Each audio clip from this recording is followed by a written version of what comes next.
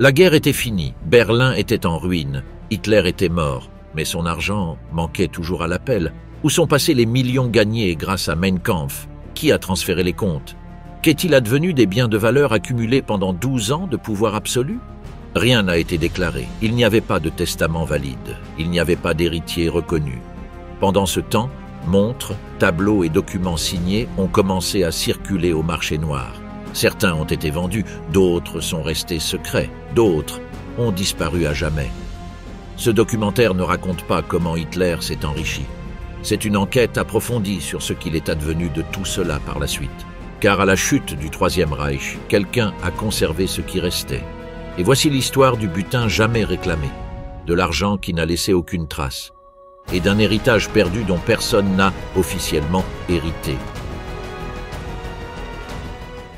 L'héritage maudit, ce qu'Hitler a laissé derrière ses dernières légendes à sa mort. Dans les derniers jours d'avril 1945, Adolf Hitler resta enfermé sous terre, dans un abri renforcé sous la chancellerie, tandis que Berlin était pris au piège entre les tirs, les incendies et les soldats ennemis. Là, il rédigea un testament divisé en 3 parties, un document politique, une lettre privée et la répartition de ses biens. Dans ces lignes, il stipulait que tous ces biens reviendraient au Parti national-socialiste. Si l'organisation disparaissait, elle passerait à l'État allemand. Quelques heures plus tard, il tombait à Berlin. La chute du régime fut si rapide qu'aucune structure digne de ce nom ne put assurer ses ordres. Le parti fut complètement dissous et l'État divisé en zones de contrôle militaire. Martin Bormann, chargé de faire appliquer ses instructions, s'enfuit du bunker et ne fut plus jamais revu vivant. Sur le papier, le testament d'Hitler était impossible à exécution. Hitler avait amassé une immense fortune personnelle durant son règne. Sa fortune ne provenait pas seulement de son salaire de chef d'État.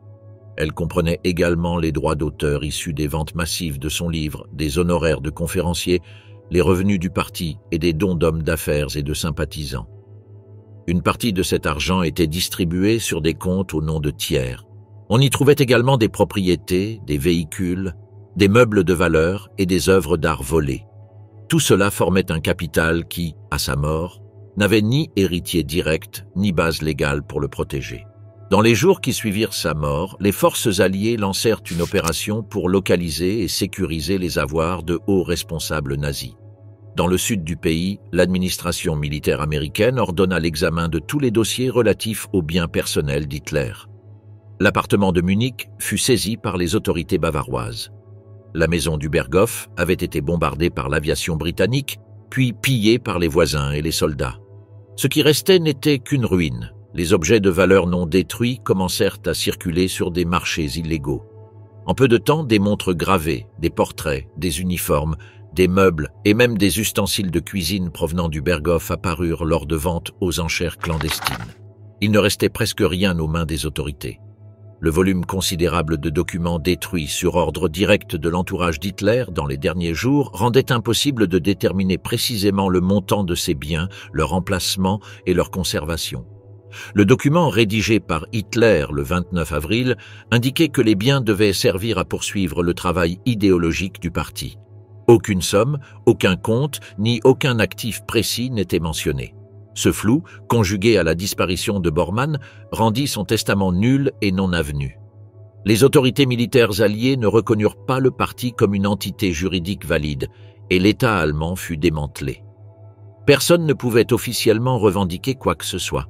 Dans cette confusion, c'est le gouvernement régional de Bavière qui prit le contrôle des biens sur son territoire.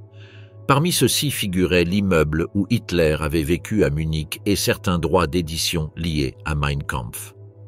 Pendant des décennies, les bénéfices tirés de ce livre sur le sol allemand furent conservés par l'État bavarois et affectés à des programmes sociaux et éducatifs. La publication et la diffusion du texte furent bloquées jusqu'à l'expiration des droits d'auteur en 2016. Les actifs situés à l'étranger étaient plus difficiles à retracer. Hitler était connu pour avoir ordonné des virements vers des comptes bancaires en Suisse, profitant des lois sur la confidentialité financière. Il existait également des dépôts d'argent liquide, de lingots, d'œuvres d'art et d'objets de valeur protégés dans des coffres forts étrangers. Mais nombre de ces indices furent perdus lorsque les documents les attestant furent détruits avant la capitulation allemande. La personne chargée de la gestion de ces affaires financières était Max Amann, un ancien camarade d'armée qui dirigea plus tard la maison d'édition du parti.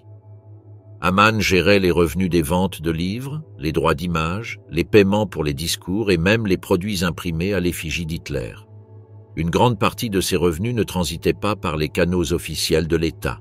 Il s'agissait d'argent échappant à tout contrôle extérieur, utilisé à volonté pour acheter des biens immobiliers, financer des projets personnels ou approvisionner des comptes privés. Durant les dernières années de la guerre, plusieurs proches collaborateurs d'Hitler participèrent au transfert d'objets de valeur vers des lieux considérés comme sûrs. Une partie des œuvres d'art destinées au musée qu'Hitler prévoyait de construire à Linz était dissimulée dans des mines, des tunnels et des châteaux du sud de l'Allemagne et d'Autriche. Si certaines pièces furent récupérées par les Alliés, d'autres furent perdues. Nombre d'entre elles disparurent avec leurs hommes de main. D'autres furent volées par les troupes qui les trouvèrent. Des enquêtes ultérieures tentèrent de remonter la piste de l'argent via les banques. Cependant, les banques suisses, liechtensteinoises et d'autres juridictions utilisèrent des mécanismes de protection masquant les véritables noms des propriétaires. Le gouvernement américain parvint à identifier et à saisir des paiements d'éditeurs étrangers au titre des droits d'auteur de Mein Kampf, mais la somme totale atteignit à peine 250 000 $, une fraction infime comparée au reste de la fortune. Après la fin de la guerre, les autorités d'occupation de chaque zone créèrent des commissions chargées d'examiner les biens de l'État nazi et du cercle intime d'Hitler. Cependant, l'effondrement total du régime, l'incendie massif des archives et la mort ou la fuite de témoins clés empêchèrent de connaître l'étendue réelle de la fortune personnelle du dictateur. Certains rapports estimèrent que, corrigée des valeurs actuelles, cette somme pourrait dépasser 5 milliards de $, mais aucun document comptable ne confirmait ce chiffre. Les tentatives de localisation d'œuvres d'art, de meubles, de comptes bancaires ou de bijoux n'ont donné aucun résultat cohérent.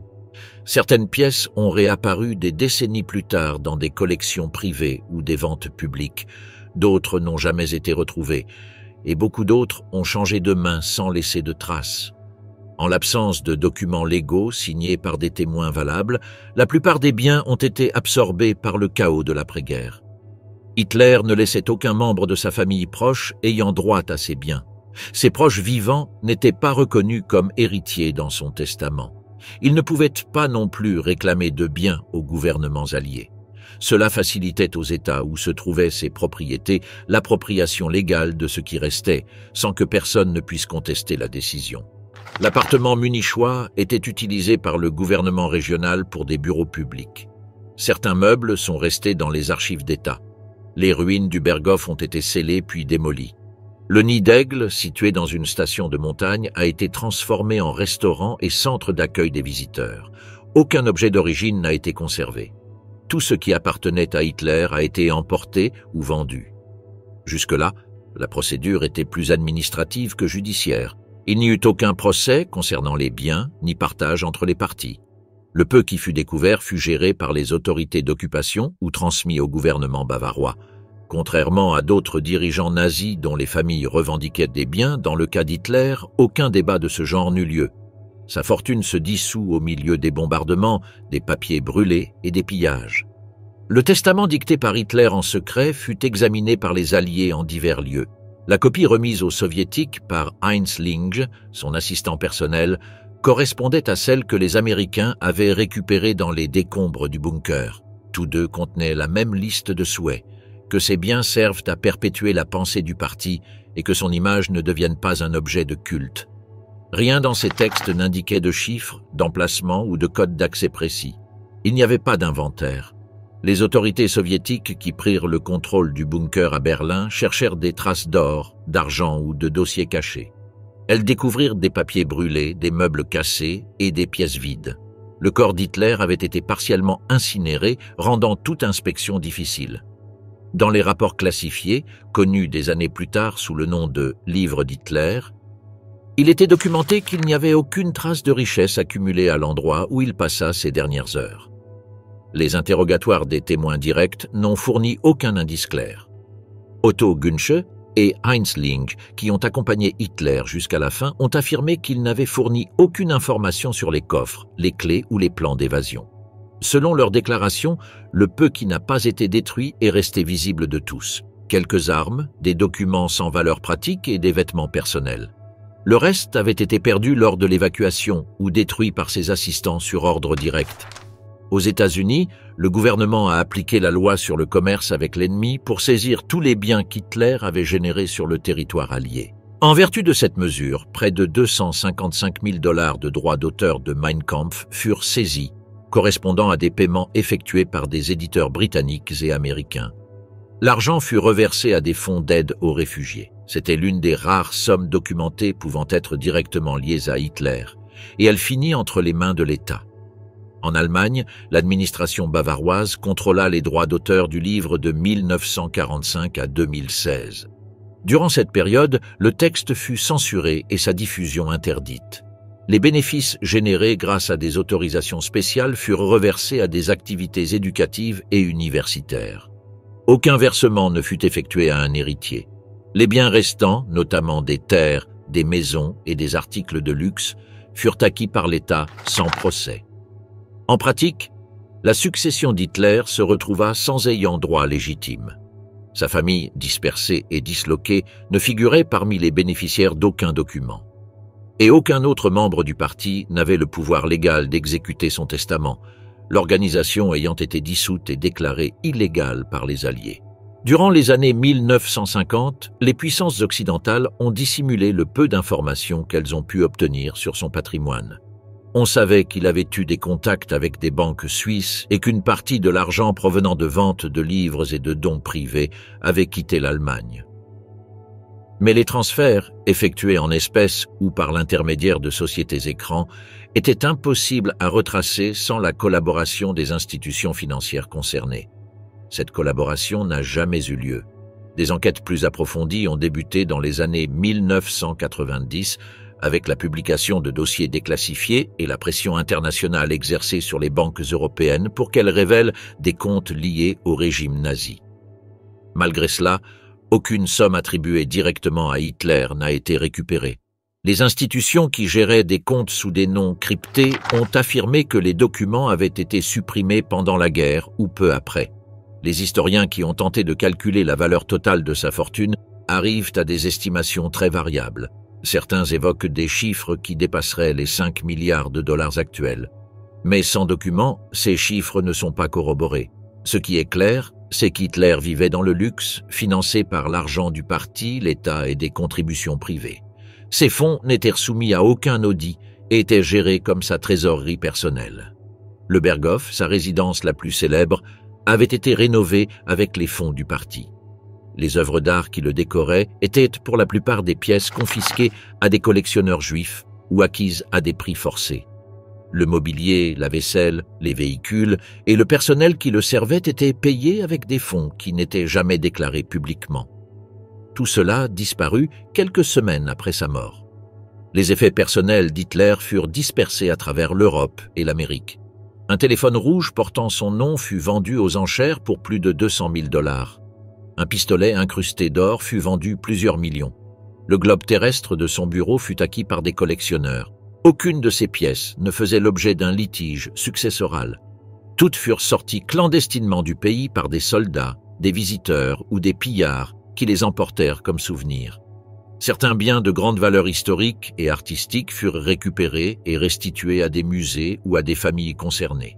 Mais la majeure partie des biens d'Hitler disparut sans laisser de traces. Ni les gouvernements alliés, ni l'État allemand, ni les descendants de ces dignitaires ne purent localiser l'intégralité de ces biens. Ils furent dispersés dans des entrepôts secrets lors de ventes privées, d'incendies ou de destructions délibérées. Le sort de sa fortune se trouva entre les mains de circonstances chaotiques. Il n'y avait aucune planification. Aucune protection structurée n'existait. Tout ce qui n'avait pas été brûlé ou pillé fut perdu dans l'effondrement. Contrairement à d'autres dirigeants qui réussirent à évacuer leurs biens vers l'Amérique du Sud ou l'Asie, Hitler resta jusqu'au bout sans activer aucun plan de retraite. Son argent ne partit pas avec lui et ne fut légué à personne. Pour les soviétiques, les objets découverts dans le bunker étaient conservés sous haute surveillance, à l'abri du public. Pendant des décennies, Moscou nia posséder des restes ou des biens du dictateur. Ce n'est qu'après la chute du bloc soviétique que des détails tels que la préservation de sa mâchoire et de fragments d'os furent confirmés. Cependant, les archives des biens matériels liés à sa fortune ne furent jamais révélées. Le mythe d'un trésor caché a alimenté théories et recherches pendant des années. Tunnels, lacs et mines abandonnées ont été explorés. Certains morceaux ont été retrouvés, d'autres jamais. La vérité est que la majeure partie de l'argent amassé par Hitler a disparu dans le même chaos qui a ravagé le Troisième Reich. Ses biens, ses comptes et sa collection d'art ont été partagés, détruits ou tout simplement oubliés. Il ne restait qu'un petit ensemble de documents, quelques photos, quelques objets dans des vitrines et de nombreuses archives incomplètes. L'homme qui avait bâti une richesse immense grâce à son pouvoir n'a laissé que des fragments épars et des questions sans réponse. Il n'y a pas eu d'héritage, pas de legs économiques, seulement des ruines, le silence et des restes dispersés à travers les pays, les archives et les collections privées. Or, œuvres, d'art et biens, à la recherche des biens matériels. La fortune d'Hitler ne se limitait pas à des comptes ou à des paiements d'édition. Elle comprenait des maisons, des véhicules, des reliques, des œuvres d'art volées et des artefacts disséminés dans plusieurs régions. Une part importante de ces biens fut localisée par les forces d'occupation alliées, mais d'autres restèrent introuvables. La recherche de chaque bien fut compliquée par la destruction d'archives, des pillages massifs et l'élimination délibérée de preuves.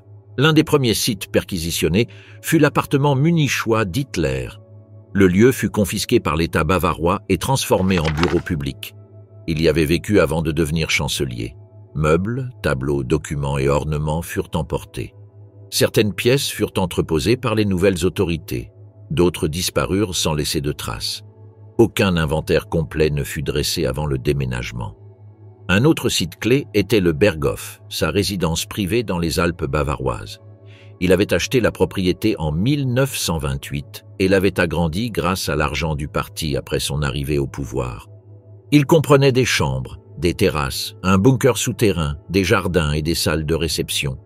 Il était décoré de tapisseries, de meubles luxueux, de porcelaine et de dizaines d'œuvres d'art. Tout cela fut détruit lors des raids aériens et des pillages qui suivirent. L'aviation britannique bombarda le complexe en avril 1945. Quelques jours plus tard, des soldats français et américains pénétrèrent sur le site et saisirent ce qu'ils trouvèrent. Certains objets furent entreposés, d'autres volés, et se retrouvèrent sur des marchés privés. Quelques mois plus tard, des groupes de riverains et des pillards occasionnels achevèrent de nettoyer ce qui restait. Les vestiges du bâtiment furent démolis sur ordre du gouvernement bavarois dans les années 1950. Le nid d'aigle, une structure construite au sommet du mont Kelstein, fut également envahie. Cette structure, offerte par le parti pour son 50e anniversaire, fut financée par des dons et des fonds publics. Contrairement au Berghof, il ne fut pas détruit. Le bâtiment resta debout et fut transformé en restaurant et en attraction touristique. Il ne conserva ni son mobilier ni sa décoration d'origine. Tout objet de valeur était retiré avant l'ouverture au public. Hitler possédait également des voitures personnalisées. Il commanda plusieurs modèles Mercedes-Benz modifiés, dotés de blindage et de détails exclusifs. Les véhicules étaient immatriculés au nom du parti, mais étaient utilisés exclusivement par lui. Après la défaite, certaines de ces voitures furent récupérées par les Alliés. D'autres furent vendues comme objets de collection. Certaines sont conservées dans des musées, mais plusieurs autres disparurent sans être enregistrées. L'art était une part essentielle de son patrimoine. Hitler avait ordonné la collecte systématique de peintures, de sculptures et d'objets de valeur dans le but de construire un musée à Linz. Le projet, connu sous le nom de Führermuseum, ne se concrétisa jamais. Pourtant, des dizaines de milliers d'œuvres furent saisies. Nombre d'entre elles provenaient de familles juives contraintes de vendre ou directement dépossédées. Le reste fut obtenu par achat forcé, échange politique ou vol pur et simple. La plupart de ces œuvres furent transférées dans des entrepôts souterrains. Certains lots furent cachés dans des mines de sel et des tunnels du sud de l'Allemagne et de l'Autriche.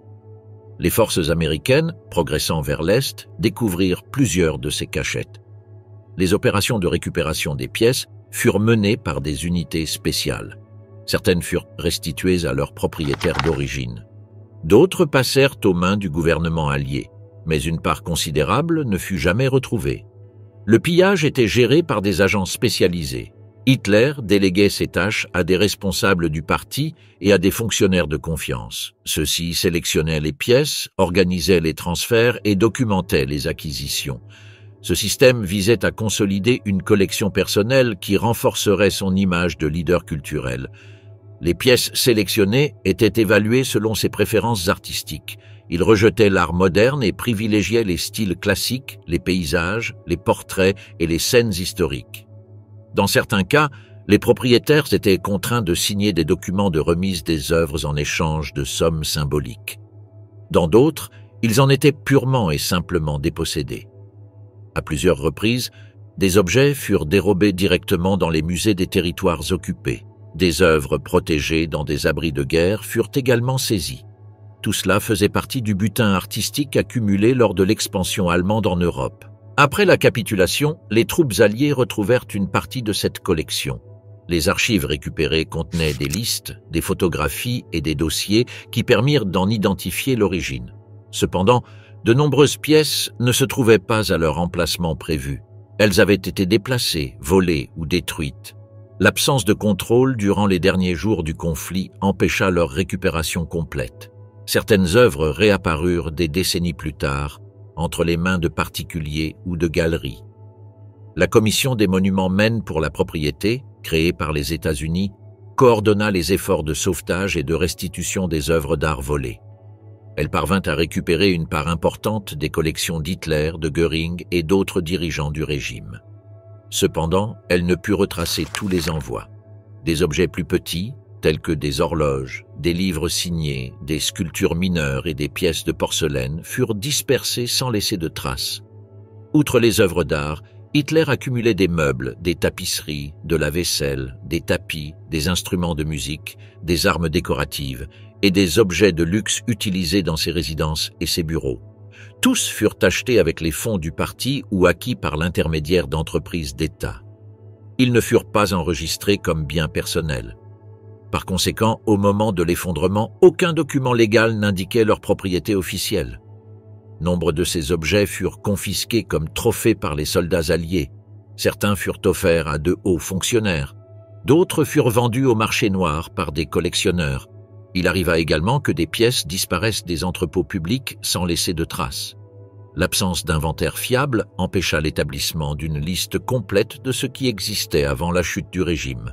Les gouvernements alliés n'appliquèrent pas de protocole unifié sur le sort de ces biens. Des décisions différentes furent prises dans chaque zone d'occupation. Tandis que les États-Unis créaient des unités de récupération et de catalogage, l'Union soviétique conservait les objets au secret. Dans de nombreux cas, elle refusa de partager des informations avec les puissances occidentales, ce qui empêcha la reconstitution du parcours de centaines de pièces. L'ampleur du patrimoine culturel amassé par Hitler était colossale. Selon certains rapports, plus de 12 000 œuvres auraient été récupérées par les Alliés sous son contrôle direct. Certaines se trouvaient dans des dépôts documentés, d'autres chez des particuliers et d'autres encore en transit entre les territoires occupés. Lorsque le système s'est effondré, une grande partie de ce trésor a disparu. Outre les œuvres d'art, des tentatives ont également été menées pour retrouver des lingots, des pièces de monnaie, des bijoux et des métaux précieux qui auraient pu faire partie du trésor personnel d'Hitler. Certains rapports indiquaient qu'Hitler disposait de réserves dans des coffres-forts, mais aucune preuve tangible n'a jamais été trouvée. Les sommes récupérables étaient minimes. Aucun coffre-fort, cache caché ou dépôt secret à son nom n'a été découvert. Parmi les objets personnels disparus figuraient des médailles, des albums photos, des lettres signées, des montres gravées et des objets de collection. Certains soldats les ont vendus comme souvenirs de guerre, d'autres les ont gardés secrets pendant des décennies.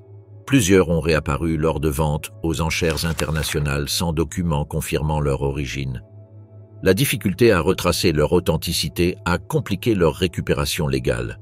Dans plusieurs cas, les objets ont été exposés dans le cadre d'expositions historiques, sans aucune réclamation de l'État allemand. Il n'existait aucune base légale pour les réclamer, car beaucoup n'étaient pas enregistrés comme propriété de l'État. ou comme héritage personnel. Le vide juridique créé après l'effondrement du régime a laissé sans protection tout ce qui n'avait pas été officiellement documenté. La présence de ces objets dans des mains privées s'est accrue au fil du temps. À partir des années 1970, le marché des objets liés au nazisme a commencé à se développer. Uniformes, insignes, meubles, vaisselle, documents et objets personnels supposément liés à Hitler ou à son entourage étaient proposés. Nombre d'entre eux étaient authentiques, d'autres étaient des contrefaçons. Il n'existait aucun contrôle institutionnel pour en évaluer la provenance. Le commerce de ce type d'objets a suscité des débats juridiques dans plusieurs pays. Certains gouvernements ont interdit la vente d'objets portant des symboles nazis, d'autres l'ont autorisé sous certaines conditions. En Allemagne, la législation interdit l'affichage ou la distribution de contenus liés au Troisième Reich à des fins de propagande. Cependant, la possession privée d'objets originaux n'est pas criminalisée. Cela facilitait le transfert de nombreuses marchandises sans enregistrement. La difficulté de retracer les itinéraires des objets était aggravée par le recours à des intermédiaires et leur passage en zone neutre. Pendant la guerre, plusieurs cargaisons furent détournées vers des pays comme la Suisse, la Suède, l'Espagne et le Portugal. Elles y restèrent hors de portée des puissances alliées. Des années plus tard, elles furent vendues par des canaux discrets, sous des identités cachées et avec des documents incomplets. Dans d'autres cas, les marchandises furent transportées par convois militaires, camions privés ou trains. Certaines pièces disparurent en cours de route. D'autres furent confisquées par les troupes alliées sans aucune trace officielle. Les divergences entre les protocoles d'occupation soviétiques, américains, britanniques et français empêchèrent un suivi conjoint. Chaque pays agissait séparément, rendant difficile un contrôle exhaustif. Les dossiers récupérés par les troupes alliées comprenaient des listes partielles d'œuvres d'art, de meubles et d'objets décoratifs. Mais beaucoup étaient obsolètes. Les déplacements constants pendant la guerre et la destruction des documents définitifs laissèrent des lacunes impossibles à combler. Les experts tentant de reconstituer l'inventaire travaillèrent avec des copies incomplètes, des rapports contradictoires et des témoignages inexacts. Des châteaux, des monastères, des mines abandonnées et des refuges alpins autrichiens servaient de lieux de stockage temporaire. Des œuvres cachées furent découvertes parmi des caisses, des tunnels et des chambres scellées. Dans certains cas, l'environnement naturel avait détérioré les matériaux. Dans d'autres, les objets étaient intacts. Mais il y avait aussi des structures vides. On savait qu'elles avaient servi de cachette, mais elles ne contenaient plus rien. Quelqu'un les avait vidées avant l'arrivée des troupes. La récupération fut inégale. Alors qu'en Autriche et en Allemagne, les forces alliées purent intervenir directement dans d'autres pays, la coopération fut limitée. Les œuvres emportées à l'Est restèrent aux mains des Soviétiques. Nombre d'entre elles ne furent jamais restituées. Elles furent conservées dans des musées d'État, des archives secrètes ou des collections de sécurité. Moscou nia avoir possédé ces documents pendant des années. La documentation retrouvée par les Américains révéla qu'Hitler recevait des rapports réguliers sur l'état de sa collection. On lui envoya des catalogues, des listes, des photographies et des fiches techniques. Mais ces archives disparurent avec sa bibliothèque personnelle. Seuls des fragments furent retrouvés.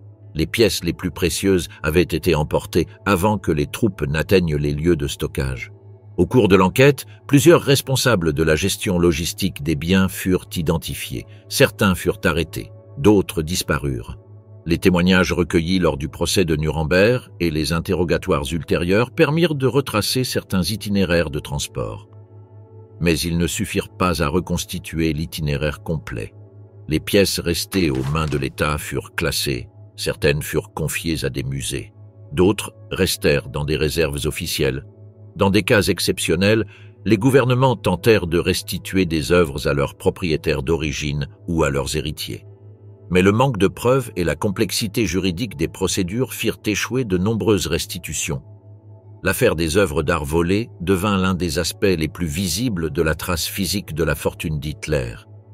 Les œuvres étaient tangibles, visibles et traçables.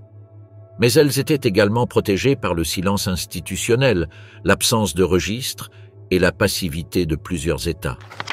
Des années d'enquête furent nécessaires pour prouver leur provenance. Et même dans ce cas, la procédure juridique pour les récupérer s'avéra complexe. En comparaison, d'autres biens matériels tels que les véhicules, les meubles ou les armes décoratives étaient plus difficiles à retracer.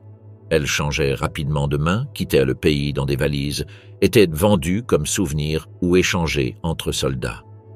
Il n'existait aucune base de données officielle les regroupant. Chaque objet suivait un cheminement particulier. Les lingots, pièces et métaux précieux attribuables à l'entourage d'Hitler n'ont pas non plus été retrouvés en grande quantité. Les enquêtes ont indiqué que certains de ces biens avaient pu être fondus ou transformés avant d'être découverts. Dans d'autres cas, ils ont servi à corrompre, à financer des évasions ou des réseaux clandestins. Mais aucune preuve directe n'a permis de relier ces mouvements à Hitler. Le pillage et la dispersion des biens d'Hitler furent si importants que de nombreux objets continuent d'apparaître aujourd'hui. Certains apparaissent sur les marchés d'antiquités. D'autres sont confiés par des familles qui les conservaient sans en connaître l'origine exacte. Des pièces ont également été retrouvées grâce à des rapports anonymes ou à des perquisitions dans des entrepôts privés. Chaque découverte fournit des données fragmentaires. Plus de 70 ans après la fin de la guerre, la localisation des biens matériels d'Hitler reste incomplète. Il n'existe aucun registre complet de ses possessions. Il n'existe aucune liste officielle de ses pertes. Les chiffres disponibles sont partiels et fluctuants. Les objets connus ne représentent qu'une partie de son patrimoine. Le reste demeure caché, détruit ou entre des mains qui ne le rendront jamais public. Ce qui reste de sa fortune matérielle est dispersé entre des entrepôts d'État, des collections privées et des vitrines de musées. Il n'existe aucune unité unificatrice. Chaque objet a sa propre histoire. Chaque pièce retrouvée soulève plus de questions qu'elle n'apporte de réponses. La piste de l'or, des œuvres d'art et des biens qu'Hitler a laissés derrière lui s'est démêlée dans le même chaos qui a ravagé son régime. Comptes cachés, banques, Suisse et la piste perdue de l'argent. À l'effondrement du régime nazi, les puissances alliées lancèrent une opération financière pour retrouver et sécuriser les fonds du Troisième Reich et de ses principaux dirigeants. Parmi les cibles prioritaires figuraient les comptes personnels d'Adolf Hitler. Mais il n'existait aucune feuille de route. Les documents avaient été brûlés. Les noms utilisés étaient faux, et les pays où l'argent était caché refusaient de coopérer immédiatement. Durant ses années au pouvoir, Hitler accumula des revenus par divers moyens. La majeure partie provenait des ventes de Mein Kampf, qui devint l'un des livres les plus vendus du siècle. La loi prévoyait que chaque couple marié en recevait un exemplaire. Il percevait également des honoraires pour ses conférences, l'utilisation de son image et des contributions au parti.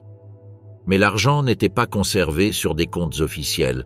Des entités bancaires privées, des noms de confiance et des mécanismes conçus pour dissimuler la propriété réelle étaient utilisés. Les autorités savaient qu'Hitler ne dépensait pas son argent avec ostentation. Il ne possédait pas de grandes propriétés à son nom, ni de collections personnelles enregistrées. Ses maisons étaient liées au parti ou à l'État. Ses dépenses étaient couvertes par des fonds publics. L'argent qu'il recevait était stocké ou transféré par l'intermédiaire de tiers. Ce réseau de dissimulation fut activé dès les premières années de son accession au pouvoir. Les premiers indices sur la destination de ces fonds apparurent lors d'interrogatoires auprès de responsables du parti. Certains affirmèrent qu'Hitler conservait des réserves dans des banques suisses. D'autres parlèrent de dépôts au Liechtenstein, en Suède ou au Portugal. Des coffres-forts en Autriche et des coffres-forts mobiles transportés vers le sud avant l'avancée des Alliés furent également mentionnés. Aucune de ces versions ne put être confirmée par des preuves solides. En Suisse, la loi protégeait le secret bancaire.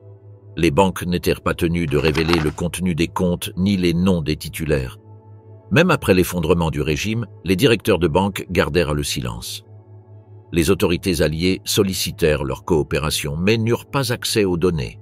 Comptes cryptés et représentants fictifs empêchèrent de déterminer avec certitude si l'argent découvert appartenait à Hitler ou à un autre personnage du régime. Le rapport de la commission tripartite sur les biens ennemis révéla que des millions de marks furent transférés à l'étranger durant les dernières années du conflit. Une partie de ces fonds provenait d'entreprises publiques, de ventes d'or confisquées et de transactions commerciales avec des pays neutres. Aucune information n'était disponible concernant les comptes personnels. L'argent avait été transféré en espèces, converti en d'autres devises et déposés auprès d'institutions extérieures au système bancaire allemand.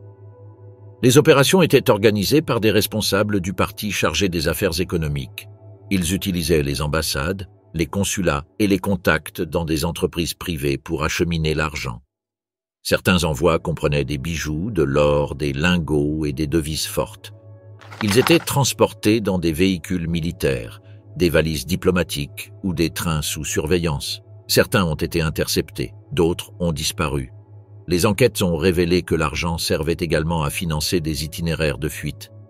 Plusieurs responsables du régime ont réussi à quitter l'Europe grâce à des réseaux clandestins. Le financement de ces itinéraires nécessitait de l'argent liquide, de faux documents et des paiements à des intermédiaires. Bien qu'Hitler n'ait pas pu être directement lié à ces opérations, une partie de l'argent manipulé par son entourage pourrait y avoir abouti. Dans les années qui ont suivi la guerre, le gouvernement américain a mis en place des programmes de traque financière. Les dossiers ont été examinés, les banquiers interrogés et les données de transfert recoupées. Mais l'absence de documents originaux a tout gêné. Les noms utilisés n'étaient pas authentiques. Les dépôts étaient fragmentés. De nombreux comptes avaient été fermés avant toute intervention. En Allemagne, des audits bancaires ont été effectués. Aucun fonds au nom d'Hitler n'a été trouvé. Les comptes qu'il gérait autrefois avaient été annulés. D'autres avaient été vidés des semaines avant la chute de Berlin. Il ne restait aucun dossier complet. Les entités affirmaient que les documents avaient été détruits par les bombardements ou brûlés par précaution. Les enquêteurs n'ont pas pu reconstituer l'intégralité des flux financiers. Lors du procès de Nuremberg, la question de l'argent personnel d'Hitler a été évoquée, mais n'a pas été traitée comme une priorité. Les accusés ne savèrent pas ou ne voulèrent pas parler. Les réponses étaient vagues. Certains prétendaient qu'il ne faisait pas confiance aux banques et qu'il conservait son argent liquide. D'autres affirmaient qu'il avait des conseillers qui géraient tout et qu'ils étaient déjà morts. La vérité n'a jamais été complètement révélée. On sait qu'Hitler se méfiait des structures financières. Il n'utilisait pas de chèques. Il évitait de signer des documents le liant à des transactions. Il avait des assistants qui effectuaient des transactions en son nom. L'un d'eux était Martin Bormann, l'autre Max Amann. Tous deux géraient les revenus, les paiements et les transactions d'édition. Mais aucun des deux n'a laissé de traces précises des transactions internationales. Le seul montant concret récupéré était les droits d'auteur des ventes internationales de Mein Kampf. Les paiements effectués depuis le Royaume-Uni et les États-Unis ont été saisis en vertu des lois d'urgence. Le total dépassait à peine 250 000 $. L'argent a été versé à des fonds de secours aux victimes du conflit. Aucune autre somme n'a été directement liée. Dans les années 1950 et 1960, des rumeurs de trésors cachés ont circulé. On parlait de trains transportant des lingots, de coffres sous les Alpes et de cargaisons coulées dans des lacs. Nombre de ces histoires étaient liées au milieu nazi, mais faisaient également référence à de possibles avoirs d'Hitler. Aucune preuve tangible n'a été trouvée. Les recherches n'ont donné aucun résultat clair. La piste de l'argent menait également en Amérique du Sud. Plusieurs dirigeants du régime s'y sont installés. Bien qu'Hitler n'ait jamais quitté l'Allemagne, des enquêtes ont été menées pour déterminer si une partie de ces fonds avait été transférée dans ces régions avant sa mort. Aucune confirmation n'a été apportée, les transferts n'étaient pas documentés, et les banques n'ont fourni aucune information. Dans certains cas, les enquêteurs ont trouvé des documents indiquant des paiements depuis des comptes allemands vers des sociétés enregistrées en Suisse ou en Argentine. Mais Hitler n'était pas mentionné. Les propriétaires étaient des sociétés, des représentants ou des prête-noms. Les montants étaient élevés, mais sans identification claire. Les preuves étaient insuffisantes pour en attribuer la propriété. Les tentatives de remonter la piste de l'argent se sont poursuivies dans les années 1970 et 1980. De nouvelles commissions, des enquêtes journalistiques et un accès partiel aux archives ont généré des hypothèses, mais pas de certitude. Les sommes récupérées étaient minimes. Les pistes ont abouti à des comptes clôturés, des faux noms ou des banques disparues. Les documents déclassifiés par les États-Unis révélèrent qu'une partie de l'argent détenu par de hauts fonctionnaires avait servi à l'achat de biens immobiliers à l'étranger.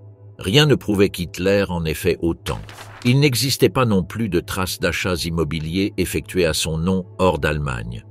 La conclusion la plus largement admise était que, si des fonds personnels existaient, ils étaient dissimulés ou détruits. Les rares documents bancaires ayant survécu faisaient état de transactions mineures, revenus de redevances, paiement de frais administratifs et mouvements entre comptes du parti. Aucun dépôt de plusieurs millions ne fut retrouvé. Ce qui fut documenté, c'est la destruction massive de documents dans les derniers jours du conflit. Des archives entières furent brûlées à Berlin, Munich et Berchtesgaden. Durant les dernières semaines du régime, les responsables financiers du parti reçurent l'ordre d'éliminer tout lien documentaire susceptible de compromettre l'entourage d'Hitler. Contrats, listes de comptes, chéquiers bancaires, lettres d'autorisation et relevés de virements furent détruits. Cette élimination systématique bloqua toute possibilité de reconstituer la piste de l'argent. En Suisse, les comptes auprès des bénéficiaires du régime restèrent actifs, mais sous anonymat. L'utilisation de systèmes de numérotation et de dépositaires légaux empêchait les puissances alliées d'établir le propriétaire ultime des fonds. Des accords diplomatiques empêchaient l'accès forcé à ces comptes.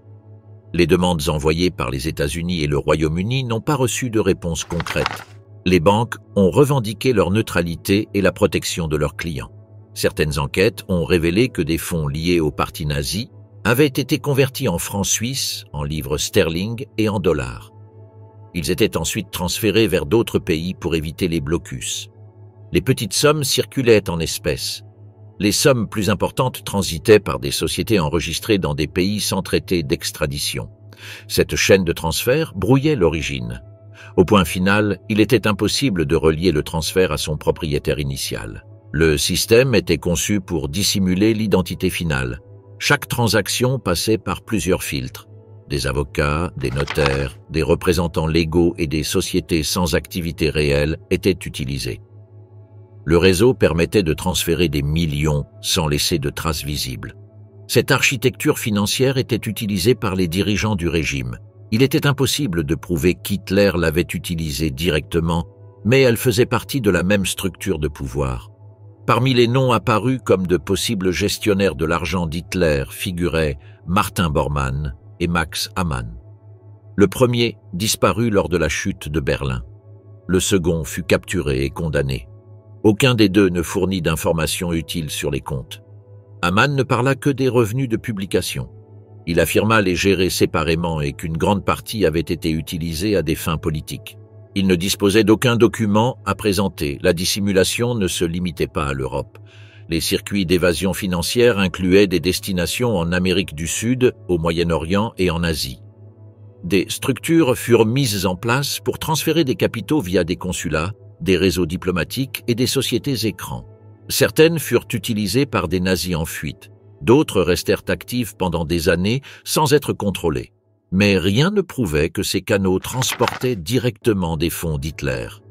Au fil des décennies, les banques responsables de la garde des avoirs nazis ont subi la pression de l'opinion publique.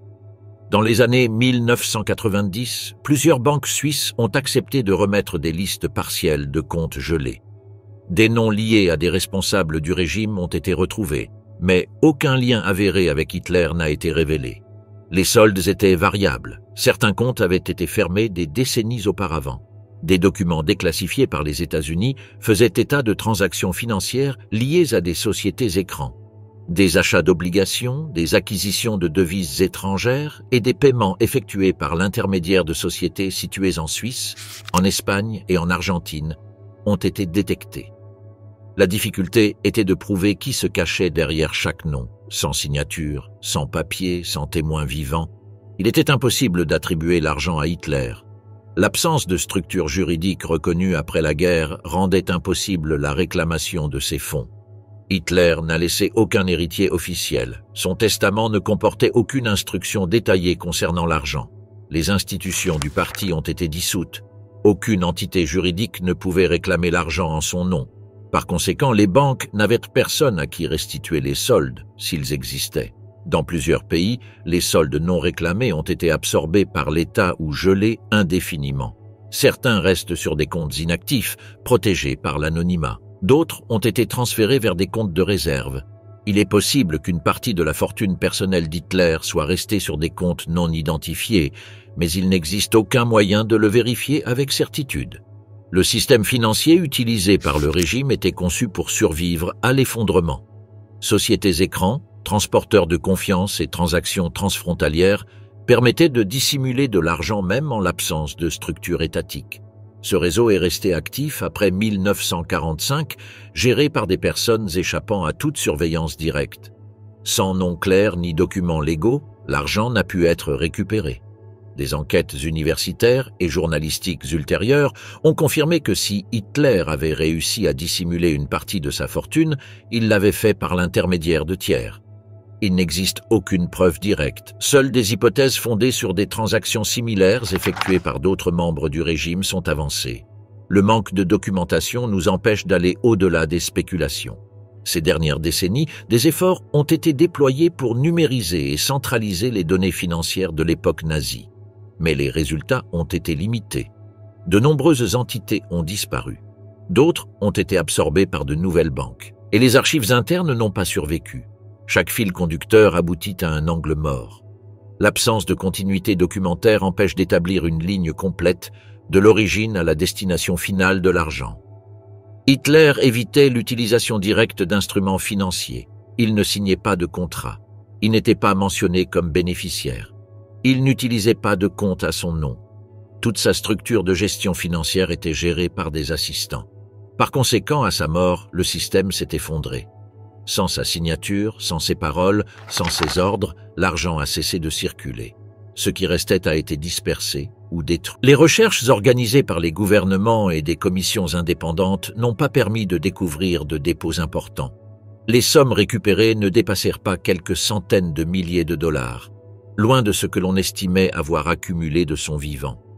La conclusion générale était que l'argent avait disparu avec le régime. Le mythe de l'or caché, des comptes secrets et des lingots dans les banques suisses a alimenté récits, romans et recherches réelles. Mais les faits confirmés sont minimes. Les transactions étaient réelles, les canaux existaient, les sommes circulaient. Mais le lien direct avec Hitler s'est perdu au milieu de documents brûlés, de témoins décédés et de comptes anonymes. Plus de 7 décennies après la fin de la guerre, il n'existe aucune preuve solide qu'Hitler ait laissé derrière lui une fortune active. Ce qu'il possédait a été utilisé, dispersé ou détruit.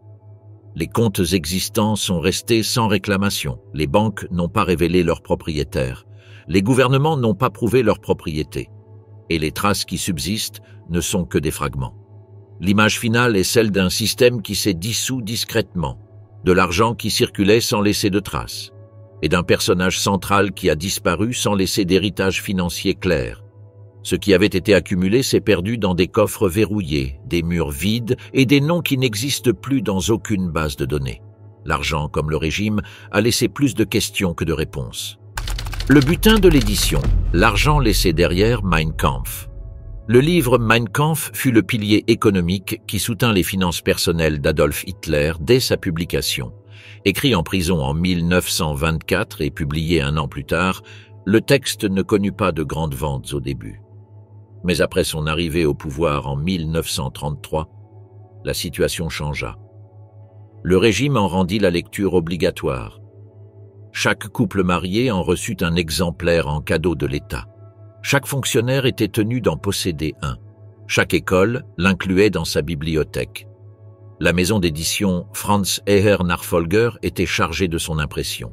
Son directeur, Max Amann, proche d'Hitler, s'occupait de tous les contrats. L'entreprise, qui contrôlait également d'autres médias du parti, centralisa les ventes du livre.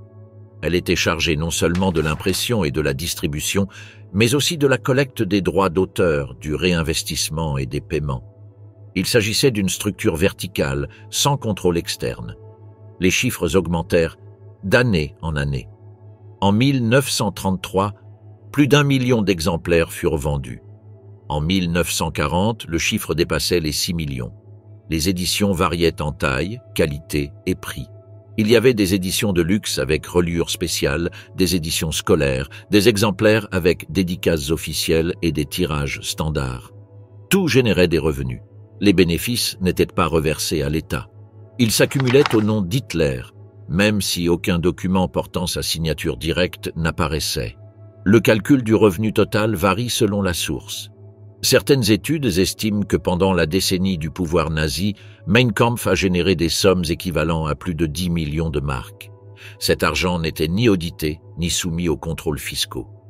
Il était géré par Max Amann et son équipe. Une partie servait à financer les activités du parti, tandis qu'une autre partie finissait entre les mains d'Hitler lui-même. La proportion exacte est inconnue. La clé de ce système résidait dans l'absence de contrôle. Personne au sein du régime ne pouvait remettre en question les revenus personnels du Führer. Il n'existait aucun mécanisme pour réglementer l'utilisation des fonds générés par le livre. Les paiements étaient effectués en espèces ou par virement interne. Il n'y avait pas de reçu. L'éditeur n'était tenu de rendre des comptes à aucune autorité extérieure. À l'étranger, la situation était différente. Les éditeurs qui achetaient les droits de traduction produisaient bel et bien des documents. Au Royaume-Uni, aux États-Unis, en France et dans d'autres pays, les contrats étaient légaux et signés. Ainsi, à la fin de la guerre, les Alliés parvinrent à saisir ces comptes. Aux États-Unis, par exemple, les paiements pour les ventes de Mein Kampf furent bloqués en vertu de la loi sur le commerce avec l'ennemi. Les fonds accumulés dans ces pays furent réaffectés à des programmes d'aide. Ces sommes étaient moindres que celles générées en Allemagne, mais elles furent les seules documentées. Au total, près de 250 000 $ directement liés aux ventes internationales furent saisis. Le reste, généré sur le sol allemand ou dans des pays alliés du régime, ne fut jamais retrouvé. Lors des interrogatoires d'après-guerre, Max Amann reconnut avoir géré les revenus du livre. Il affirma que les dépôts avaient été effectués sur des comptes contrôlés par son bureau. Mais il ne put en apporter la preuve. Il affirma que les documents avaient été détruits. Les bureaux de la maison d'édition furent bombardés, les archives incendiées. Il n'y avait aucun moyen de vérifier ces affirmations. Hitler n'utilisa jamais ses fonds pour des achats personnels visibles. Son train de vie était financé par l'État. Les biens qu'il occupait appartenaient au parti ou au gouvernement. Véhicules, nourriture, employés, tout était couvert par les budgets publics. L'argent du livre était utilisé pour des campagnes, de la propagande, des cadeaux politiques et des activités représentatives. Mais il n'existait pas de registre central. Les revenus de l'édition étaient également utilisés comme un instrument de pouvoir. Le livre n'était pas seulement un texte, c'était une marque. Offrir un exemplaire dédicacé impliquait une marque de reconnaissance. Des éditions de luxe étaient offertes à des fonctionnaires, des invités diplomatiques ou des collaborateurs. Leur valeur dépassait le prix. C'était un symbole de proximité avec l'entourage d'Hitler. Les autorités alliées savaient que cette source de financement avait été essentielle. C'est pourquoi, après 1945, le livre fut interdit. Des exemplaires furent retirés de la circulation. La maison d'édition fut fermée. Les presses d'impression furent confisquées. En Allemagne, la publication resta aux mains de l'État de Bavière, qui en hérita des droits après la chute du régime. Cette décision a empêché de nouveaux profits tirés du texte. Pendant des décennies, aucun éditeur n'a été autorisé à imprimer Mein Kampf en Allemagne.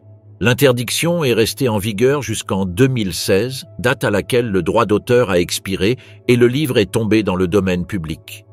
Mais même alors, seules les éditions critiques, avec des annotations et des avertissements historiques, étaient autorisées. L'édition originale reste hors circulation en librairie. Malgré cette interdiction, le texte a continué d'être vendu à l'étranger.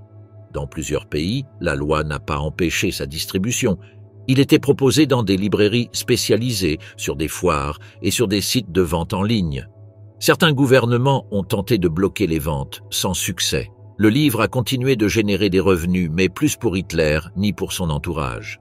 Des études ultérieures ont calculé qu'entre 1933 et 1945, les ventes de Mein Kampf ont été l'une des principales sources de richesse personnelle du dictateur. Elles dépassaient tout salaire, dons ou revenus officiels. La facilité avec laquelle les fonds étaient acheminés, conjuguée à l'absence de contrôle, a permis à l'argent de circuler librement. Lors de plusieurs procès, le livre a été présenté comme une preuve d'abus de pouvoir. L'obligation d'achat, l'utilisation de fonds publics pour sa distribution, sa lecture obligatoire dans les écoles et sa distribution lors de cérémonies officielles étaient autant de pratiques favorisant l'accumulation incontrôlée du capital. Mais aucune de ces actions n'était spécifiquement sanctionnée. Aucune législation claire ne les classait comme crimes économiques. Le modèle utilisé pour Mein Kampf fut reproduit par d'autres figures du régime. Certains ministres et chefs militaires écrivirent des textes qui furent ensuite publiés par le même éditeur. Mais aucun n'atteignit la portée ni les chiffres de vente du livre d'Hitler. Aucun autre ne généra le même volume de revenus, ni ne connut une utilisation aussi structurée comme source de pouvoir. Le flux financier constant généré par Mein Kampf se poursuivit jusqu'aux derniers mois du régime. Malgré l'avancée des Alliés, les ventes continuèrent. Dans plusieurs régions, les autorités locales distribuèrent le livre dans le cadre de campagnes de propagande. De nouveaux exemplaires furent imprimés, des versions pour la jeunesse furent adaptées et des éditions réduites furent produites. Tout cela continua d'alimenter les revenus personnels d'Hitler. Les paiements continuèrent d'être acheminés par l'intermédiaire de Max Amann. Il était le seul habilité à gérer les contrats d'édition, à négocier avec les imprimeurs, à gérer les droits d'auteur et à signer des accords internationaux. Il avait pleinement accès aux fonds. Aucune autre personnalité du parti n'avait le pouvoir d'intervenir dans ce processus. Ainsi, après sa capture, il devint l'une des principales sources d'informations sur les revenus générés par le livre. Dans ses déclarations, Amann expliqua que les revenus étaient gérés en toute autonomie. Il n'existait aucun bilan public, aucun audit n'était effectué, aucun compte n'était déclaré à aucun service d'État. L'argent était considéré comme faisant partie du patrimoine du Führer, même s'il n'était pas déclaré. Il n'y avait aucune séparation entre les ressources personnelles et celles du parti. Tout était mélangé au sein d'une structure informelle unique. Ce système permit à Hitler d'accumuler une fortune sans laisser de traces officielles. Bien que ses biens matériels ne fussent ni nombreux ni luxueux, ses comptes étaient bien remplis. Il n'existait aucune déclaration d'impôt. Il ne déposait aucune déclaration au trésor public. Il n'enregistrait aucun bien à son nom. Il ne traitait que des espèces et des commandes verbales. C'était un circuit fermé, sans interférence extérieure. Plusieurs documents retrouvés après la guerre faisaient état de paiements effectués par la maison d'édition sur des comptes bancaires en Allemagne et à l'étranger. Mais il n'y avait aucun nom. Seuls les numéros de compte, les montants et les dates. La destination finale de l'argent n'a pu être établie. Ces dossiers ont été utilisés par les puissances alliées pour établir des cartes des flux financiers. Mais les résultats étaient incomplets. Certaines copies de ces documents ont été détruites par des responsables du parti avant la chute de Berlin. On craignait qu'elles ne servent de preuve lors de procès ultérieurs. Par conséquent, les documents subsistants étaient fragmentés. Les noms des propriétaires avaient été barrés. Les signatures avaient été arrachées. Il ne restait presque plus rien pour relier directement l'argent à Hitler. Les enquêtes ultérieures ont conclu que Mein Kampf n'était pas seulement un instrument idéologique, mais aussi économique. Il lui a permis de maintenir un flux de capitaux pendant plus d'une décennie et a été le fondement de son indépendance financière. Grâce à ces gains, il put échapper au contrôle, acheter des loyautés et financer des opérations sans solliciter de ressources de l'État. Cette autonomie le renforça politiquement. De plus, le livre gagna en légitimité au sein du parti. Chaque vente était perçue comme une reconnaissance. Chaque exemplaire dans un foyer, une école ou un bureau gouvernemental renforçait son image. Le succès commercial du texte était présenté comme une preuve de son leadership. Cette combinaison de politique, de propagande et d'argent en fit un outil de pouvoir total. Après la guerre, plusieurs maisons d'édition tentèrent de récupérer les droits de publication. Elles arguèrent que les contrats étaient antérieurs au régime et avaient été signés dans des conditions légales. Mais les autorités d'occupation rejetèrent ces prétentions, estimant que toute tentative de reproduction du livre risquait une diffusion idéologique. Par conséquent, les droits furent gelés. L'administration bavaroise assuma la garde légale du texte. Elle bloqua toute tentative de réédition. Elle rejeta les propositions d'édition critique, d'édition savante ou de version adaptée. Pendant des décennies, pas un seul exemplaire ne fut imprimé sur le sol allemand. Cette politique s'inscrivait dans le processus de désactivation symbolique de l'héritage nazi. Malgré cela, le livre circula dans d'autres pays. Des éditions imprimées aux États-Unis, en Amérique du Sud et en Asie parvinrent en Europe par des canaux informels. Elles n'étaient pas toujours illégales. Les lois variaient selon les pays. En Allemagne, cependant, la possession était soumise à des contrôles. La vente libre et la distribution publique n'étaient pas autorisées. Les autorités surveillaient étroitement le commerce des copies anciennes. Dans les années 1980 et 1990, l'intérêt universitaire pour le texte s'accrut. Plusieurs universités proposèrent de publier des versions avec notes, commentaires et contexte historique. Mais l'opposition juridique demeura ferme. Ce n'est qu'après 2016, à l'expiration du droit d'auteur, qu'une édition annotée fut autorisée. Elle fut préparée par un institut d'histoire et accompagnée d'une analyse critique. Sa diffusion en dehors des cercles universitaires était interdite. Cette édition fut controversée. Certains secteurs soutenaient sa publication comme un moyen de démystifier le mythe du livre interdit. D'autres considéraient toute diffusion du texte comme dangereuse. Le gouvernement autorisa son impression, mais sous des conditions strictes. Il ne pouvait être reproduit sans autorisation. Il ne pouvait être vendu comme une œuvre indépendante. Il ne pouvait être diffusé que dans le cadre de programmes d'études. L'héritage économique de Mein Kampf ne se limite pas à ses ventes. Il constitue un cas unique de la façon dont un livre peut être utilisé comme source de revenus personnels par un chef d'État. Aucun autre dictateur du XXe siècle n'a réussi à transformer son propre texte en une source durable de capitaux. Aucun autre dictateur n'a imposé son œuvre comme un achat obligatoire au sein de l'appareil d'État.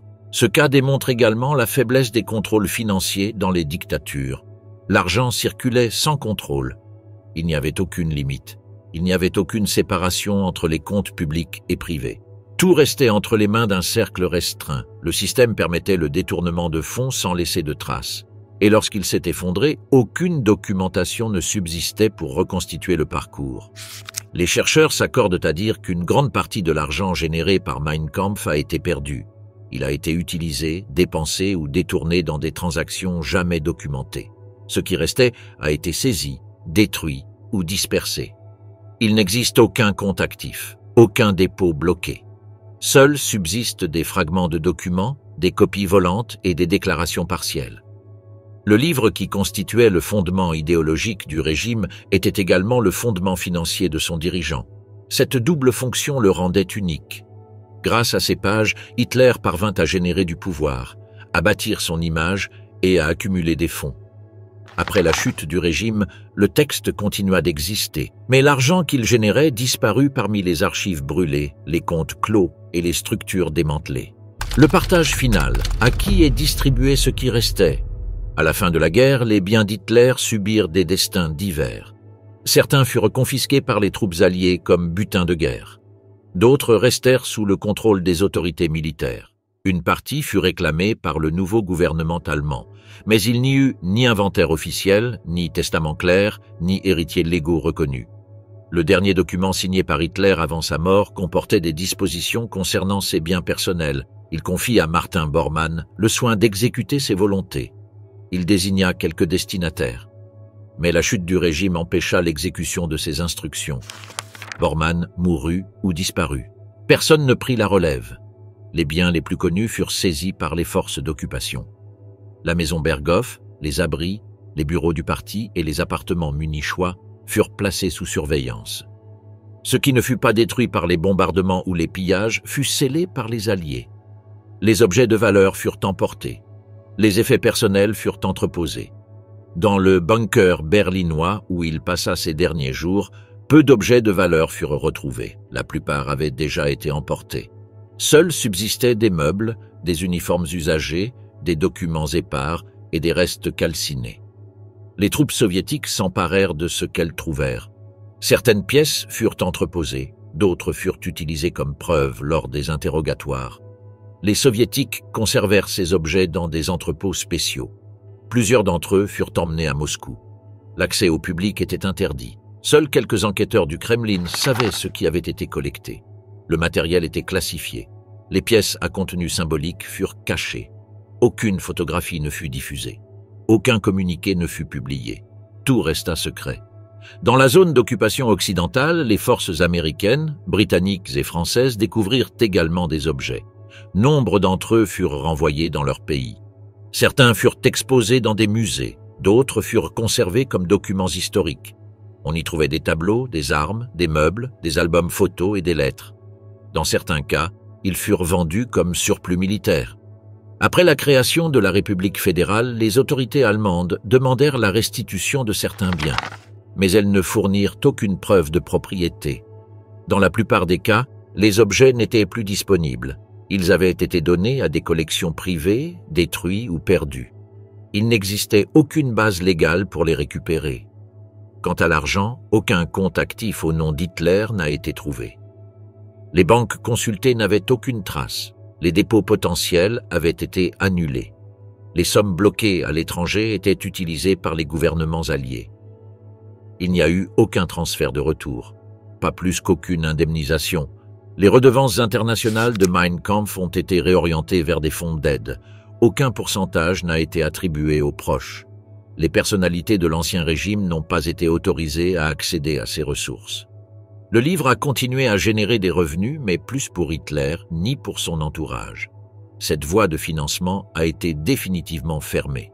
Les proches d'Hitler n'ont également reçu aucun bien. Sa sœur Paula a été interrogée par les autorités alliées. Elle a déclaré n'avoir reçu ni argent ni objet. Elle vivait dans des conditions modestes. Elle n'était pas autorisée à hériter ni à revendiquer de biens. Les lois de dénazification ont empêché tout accès aux ressources liées au régime. Certains effets personnels d'Hitler sont apparus des années plus tard dans des collections privées. On y trouvait notamment des montres, des documents signés, des médailles, des livres annotés et des ustensiles portant des initiales. Nombre d'entre eux avaient été volés à ces résidences par des soldats alliés. D'autres avaient été remis par des civils qui avaient trouvé des objets lors de l'effondrement du régime. Ces pièces n'étaient soumises à aucun contrôle juridique. Le commerce d'objets nazis s'est développé au fil du temps. Des maisons de vente aux enchères en Europe et en Amérique vendaient des objets attribués à Hitler. Il n'y avait aucune vérification officielle, la provenance était ambiguë. Des certificats d'authenticité douteux étaient présentés. Malgré cela, les prix étaient élevés. La demande était constante. Le marché était déréglementé. Certains gouvernements ont tenté de freiner ce commerce. Ils ont promulgué des lois pour empêcher la vente d'objets liés au régime nazi. Mais les mesures étaient limitées. Elles n'ont pas été appliquées dans tous les pays. Les ventes se sont poursuivies par des canaux privés ou lors d'enchères internationales. L'héritage matériel d'Hitler s'est répandu de manière incontrôlable. En Allemagne, les biens saisis furent entreposés par l'État bavarois. Parmi eux se trouvaient des meubles, des manuscrits, des tableaux, de la correspondance et des vêtements. Ils ne furent pas exposés. Ils furent conservés dans des entrepôts spéciaux. Certains furent utilisés comme preuve lors de procès, d'autres restèrent scellés pendant des décennies. L'accès était restreint. Seuls les chercheurs autorisés pouvaient les consulter. L'État de Bavière conserva également les droits d'auteur de Mein Kampf. Cette détention empêcha toute tentative de réédition. Le livre ne généra plus de revenus pour les particuliers. Les droits d'auteur cessèrent. Le contrôle de sa publication resta entre les mains de l'État. Il s'agissait d'une décision politique visant à empêcher toute utilisation commerciale du texte. Les biens immobiliers furent confisqués par le gouvernement allemand. La résidence Berghof resta en ruine après le bombardement. Elle fut ensuite démolie. Aucune reconstruction ne fut autorisée. Le terrain fut fermé au public. Il n'y eut ni vente ni concession. Cela s'inscrivait dans la tentative d'effacer tout symbole du régime. D'autres résidences plus petites furent cédées à des institutions publiques. Elles furent utilisées comme bureaux, installations militaires ou logements sociaux. Aucune ne fut transformée en musée. Leur préservation n'était pas encouragée. L'objectif était d'éliminer les traces matérielles susceptibles d'attirer les partisans nazis. Une politique d'élimination silencieuse fut appliquée. Les objets conservés par les soviétiques furent en partie déclassifiés après la chute de l'Union soviétique. Certains furent exposés lors d'expositions temporaires.